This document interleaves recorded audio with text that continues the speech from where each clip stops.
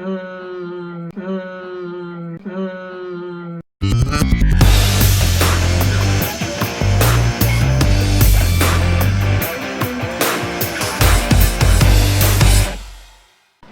Hola, hola, ¿cómo están? Antes de comenzar la temática de hoy, quería hablar un poquito sobre el canal, ser concreto.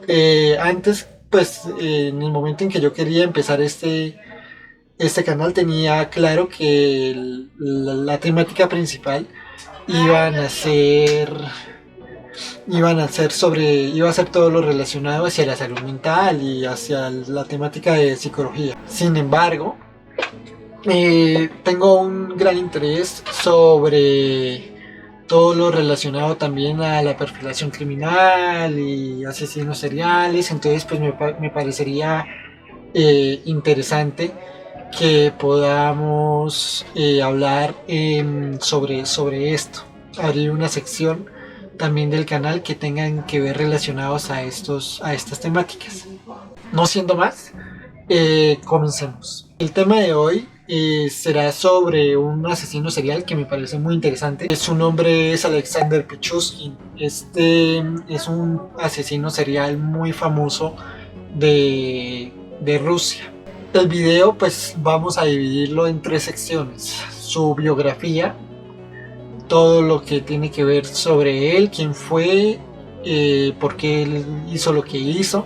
La segunda, pues, analizando un poco su parte de infancia y de pronto cuáles fueron los puntos claves en donde se pudieron ver este, este problema o por qué se dio lo que se dio para que él tuviera esa motivación de cometer sus actos delictivos. Y finalmente vamos a hacer de manera como concisa, relacionado a la segunda parte, un poco sobre el perfil criminal de este autor. Alexander Pichuskin fue un asesino serial muy famoso de allá de Rusia, también más conocido como el asesino de la tabla de ajedrez o el asesino del martillo. Comencemos por quién fue él. Pichuskin nació el 9 de abril de 1974. Creció en una familia desestructurada. Su familia pues estaba por padre y madre, sin embargo el papá era alcohólico y los abandonó cuando él apenas era un niño. Por esta razón fue que Pichuskin creció como al mando de la mamá. La mamá fue quien vio por él.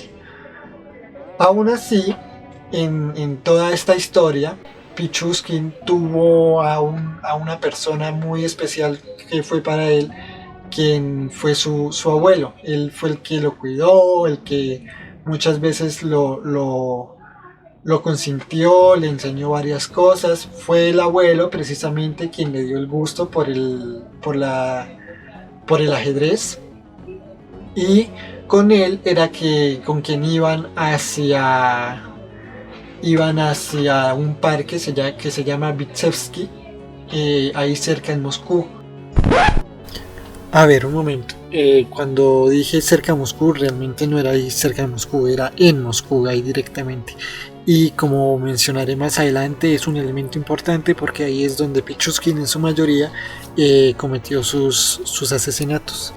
Pichuskin cuando era niño ya estaba empezando a tener de cierto modo un gran interés por todo el aspecto de asesinatos, de muerte, de sangre, y siguió a un personaje muy famoso que ese puedo hablarlo en el siguiente video que esté relacionado a esta temática, quien se llamaba Andrei Chikatilo.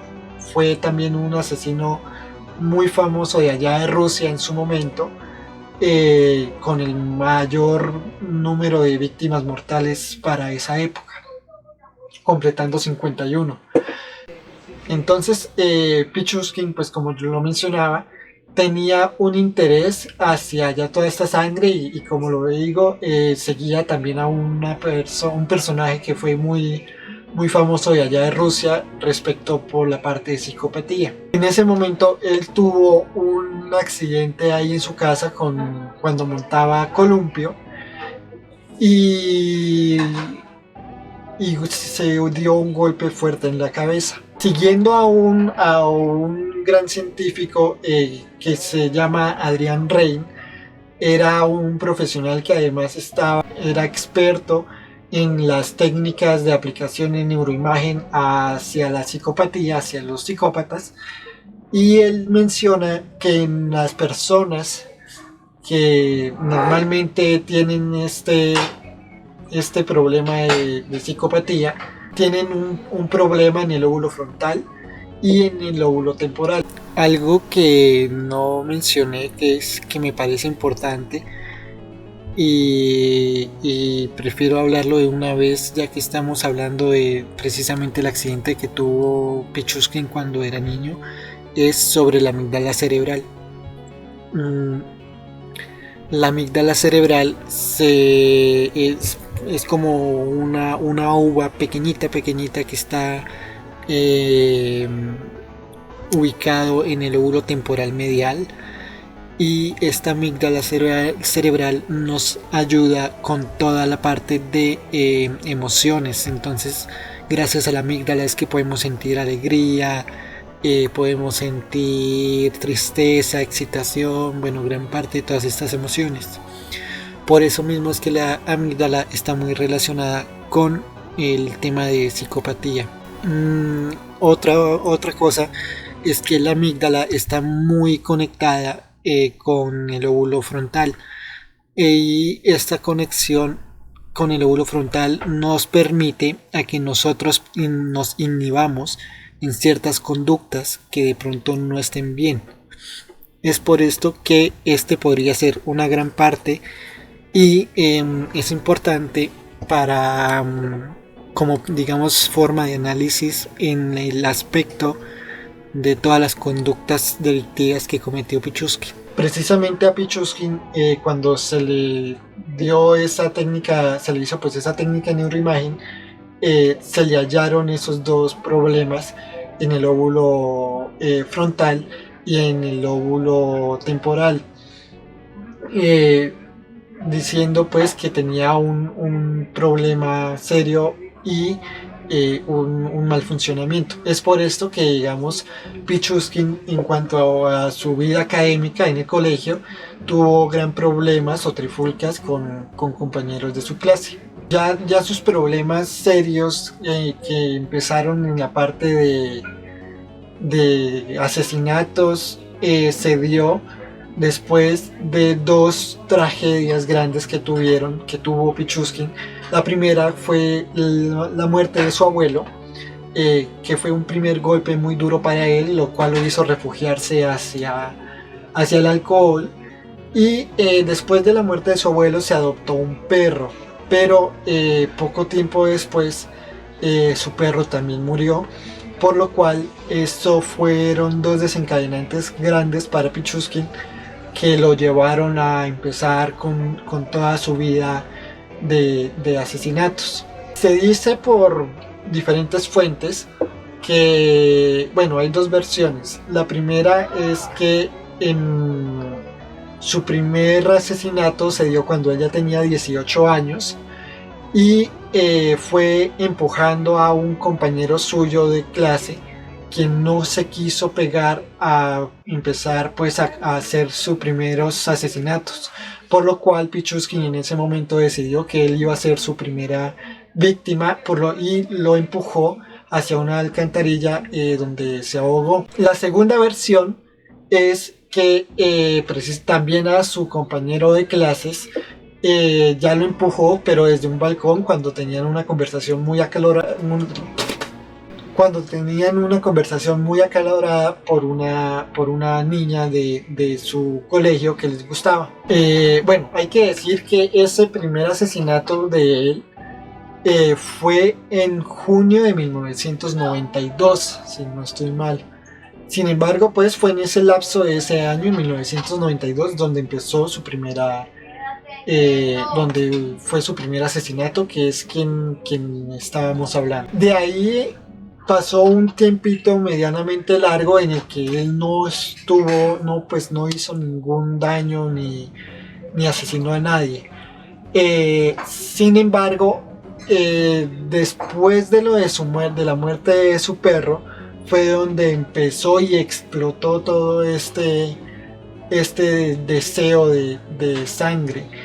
Él decía que quería superar a las víctimas que hizo Andrei Chikatilo en su momento. Bien, enfoquémonos un poco más en cómo fue su modus operandi durante todos estos asesinatos. Pichuskin lo que siempre hacía es que usaban dos elementos importantes en esta historia, que fue lo de la muerte de su perro y lo del parque Vitsevsky, donde en su mayoría fueron, por no decir pues que todas, ahí fue donde fueron todos sus asesinatos. En el parque Vitsevsky, que fue uno de sus elementos principales, siempre tenía una botella de vodka y invitaba a unas personas que normalmente siempre su tipo de perfil pues de perfil de las víctimas en su mayoría eran adultos mayores o pues indigentes, y una que otra mujer. Fueron de todas maneras también bastantes mujeres, contando pues entre todos los compañeros suyos de trabajo, que también asesinó a varios.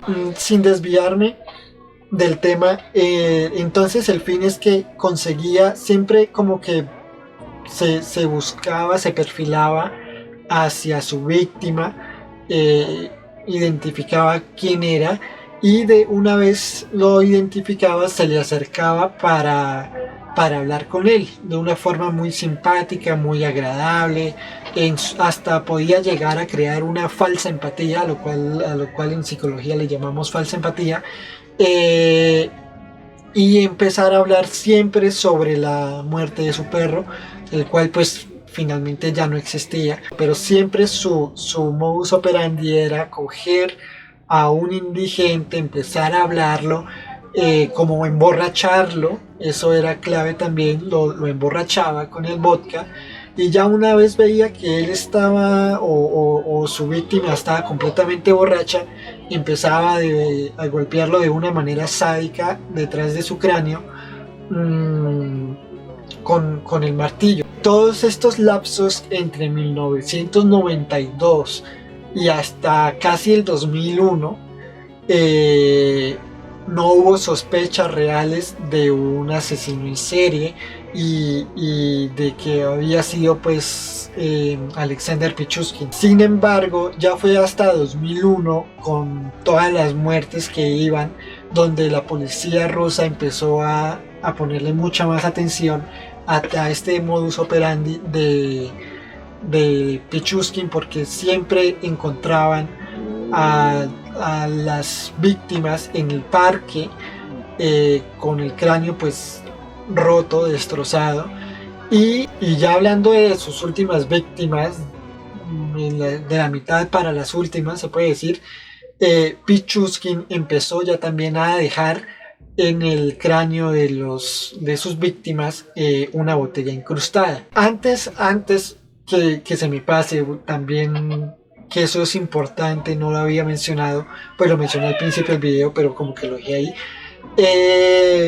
Pichuskin, cada vez que cometía un asesinato, ponía una ficha, ponía como una moneda, era una moneda, en una cajeta pues de las tablas de ajedrez, en una casillita ponía una moneda contando cada una de sus víctimas. El fin de por eso su nombre, el asesino de la tabla de ajedrez, es que él quería completar las 64 casillas de la tabla, y cumpliendo pues dos objetivos para él que quería en ese momento, que era superar todas las muertes de Andrei Chikatilo en su momento, que fueron 53, no 51. Gracias. Y las 64 casillas pues para completar todas las muertes, completando la tabla de ajedrez. Sin embargo, ya en el momento que fue en el 2006, que fue cuando lo capturaron por su primer y único error que cometió en todos sus delitos, invitó a una compañera de su trabajo, el cual ella dejó una carta escrita a su hijo, donde explicaba que quería salir con, o pues que iba a salir con Pichuskin a dar una vuelta. Hay que decir, hago un paréntesis también, que Pichuskin nunca se quiso esconder, siempre quiso como generar interés hacia las personas, generar el miedo y nunca esconderse con un nombre diferente. Finalmente este nombre o este apodo que se le dio también fue por todo su modus operandi que tenía él. Retomando, él tuvo un pequeño error, pequeño entre comillas, que fue el que pues comenté, y este error fue el que lo llevó a que hicieran su detención, porque una vez la policía rusa empezó a hacer todas esas investigaciones, ya tenían claro cuál era el modus operandi pues de Pichuskin. Sin embargo, pues no sabían quién era el nombre de esa persona.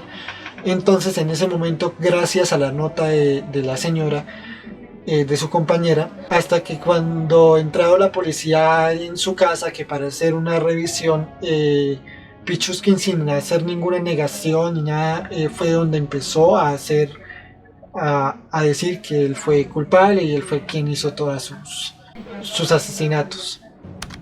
Por aquí pues dejo algunas de las frases que fueron importantes en este personaje y que marcaron una historia muy fuerte, pues una historia muy desagradable en Rusia. Su detención fue para el año ya finalmente pues su detención no, sino ya su condena como tal fue para junio de 2007, y en donde a él ya se le dio fue cadena perpetua. Aquí hago un pequeñito apunte pues en el que ya para ese momento en Pichuskin, allá en Rusia, después de la Unión Soviética, fue donde quitaron ya la pena de muerte, por lo cual Pichuskin no lo sentenciaron a pena de muerte, no lo pudieron sentenciar a pena de muerte, sino la máxima condena en ese momento, que está hasta hoy en día, el cual es la cadena perpetua. Pichuskin en este momento está precisamente en cadena perpetua, todavía no ha muerto, y está en prisión en una de las mayores cárceles con gran seguridad en Rusia. Un dato curioso, esto ya es una parte extra, un dato curioso es que en su juicio, lo mismo como fue con Andrei Chikatilo, a Pichuskin lo tuvieron que poner como en un cubículo, un cubículo donde pudiera proteger su integridad física, porque gran parte de las personas que estaban en ese juicio oral presenciando toda esta sección, ellos mencionaban que querían asesinarlo, bueno, un gran sinfín de insultos, y por lo cual lo tuvieron que poner en un cubículo. Lo curioso de este caso es que Pichuskin no fue, o siempre fue más bien, siempre fue una persona que no le interesaba nada. Se trata de un personaje que realmente es muy interesante por su frialdad y por lo mismo de cómo tenía su modus operandi. Acá podemos decir que realmente se trataba de un psicópata y un asesino serial que no se perdía o no perdía sus como a los términos coloquiales, no se salía de sus casillas. Hagamos un resumen entonces rápido de qué fue, pues, especificando un poco todas las partes claves y dentro de su perfil criminal. Entonces, como la gran mayoría de los asesinos seriales, tuvo una infancia muy dura, en donde principalmente tuvo una familia desestructurada, donde su padre lo abandonó, además que era alcohólico. Tuvo tragedias fuertes como la muerte de su abuelo y la muerte de su mascota. Ya como tal en el perfil de sus víctimas, entonces eran hombres y mujeres, en su mayoría pues indigentes y que ya eran mayores de edad, que no se pudieran defender fácilmente. Su modo de asesinato siempre fue el martillo, como lo decía, rompiendo su cráneo, dándole bastantes golpes contundentes en su cráneo, ¿no? Y finalmente dejándole ya en sus últimas víctimas, empezaba a dejar una botella incrustada de vodka de sus víctimas. Bueno, su fecha pues de detención, como ya lo dije, 2007, en junio del 2007, y condenado a cadena perpetua, que hoy en día pues sigue vivo, pero cumpliendo su condena. Espero que no se me haya olvidado más. Y esto fue todo por hoy, espero que les haya gustado. Ya saben, si les gustó el video de hoy, suscríbanse, no se les olvide dar un me gusta y activar la campanita para poder recibir todas las notificaciones de futuros videos o contenido que yo vaya a ir subiendo. Hasta la próxima. Paz.